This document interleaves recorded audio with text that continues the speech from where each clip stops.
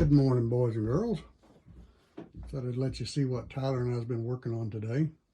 That's installing a hot water heater for the sink.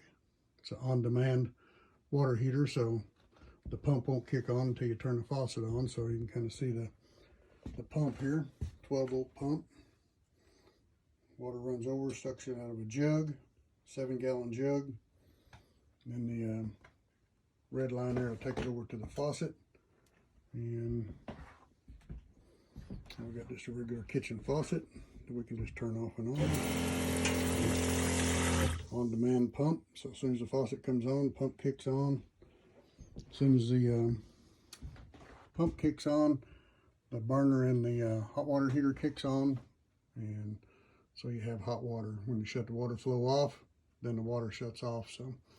So that was an improvement today that we didn't have. We've been just using one of these 7-gallon jugs sitting up on the counter, which has been kind of a pain. So, and not actually having hot water over here. So that was a big improvement for us. And then we did finish up another upgrade on the solar system.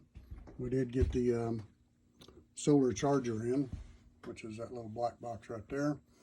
The solar panels connect to that. The wires run from that and connect to the battery, charge a battery. And we showed the batteries on here before. They're down here in a box. So, and then of course we got the power inverter, which we showed before. This comes from the batteries to feed this, and that actually converts power to 120 volt like you have in your house. And then we power some outlets and stuff like that with that. So, but most of the lighting in the house is 110 volt, or excuse me, not 110 volt, 12 volt. I have two different kinds of lighting in here. I have some RV lights like that right there.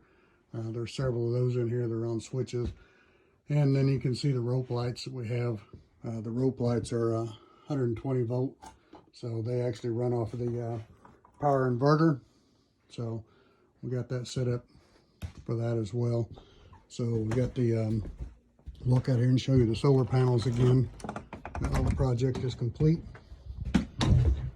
You can see here on the porch we got some supports here that are adjustable so we can tilt them as we need to. They're mounted on hinges. So as we need to change the tilt on them to maximize the sun on them, we can just run those telescope them rods in and out, and get the correct pitch that we need on those. So hopefully with that, we won't have to run